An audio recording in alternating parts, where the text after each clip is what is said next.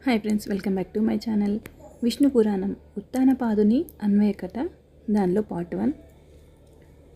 స్వయంభూ నందనుడైన ప్రియవ్రతుని భార్య కుక్షి. ఆమె కర్దమ ప్రజాపతి కూతురు. ఆ దంపతులకు 10 మంది కొడుకులు. వారు అగ్నిద్రుడు, మేధాతిథి, వపుష్మంతుడు, జ్యోతిష్మంతుడు, దుతిమంతుడు, హవ్యుడు, సవనుడు, మేధుడు, అగ్నిబాహుడు పుత్రుడు. వారిలో మేధుడు, అగ్నిబాహుడు పుత్రుడు పూర్వజన్మ స్మృతి కలవారై విరక్తులై యోగనిరతులై భువి నుంచి వెళ్ళిపోయారు.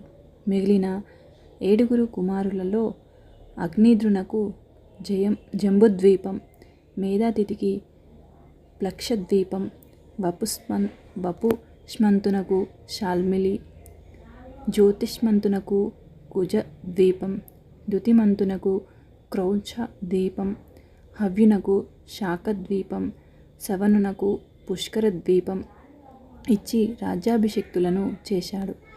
వారు ఇంద్రమిత్రులై 7 ద్వీపాలను ఎదురులేని పరాక్రమంతో ధర్మ మార్గాన పాలించారు. జంబుద్వీపాధిపతి అయిన అగ్నిద్రునకు 9 మంది కొడుకులు. నాభి, కింపురుషుడు, హరివర్షుడు, ఇలావృతుడు, రమ్యుడు, హిరణ్యవ్రంతుడు, కురుడు, భద్రాశ్వుడు, కేతుమాలుడు అని వారి పేర్లు. ఆ తండ్రి జంబుద్వీపమును 9 భాగాలుగా చేసి వాటికి వరుసగా వారిని రాజులను చేశాడు. ఆ తర్వాత అగ్నిద్రుడు సాలగ్రామ తీర్థానికి పోయి తపస్వి అయ్యాడు.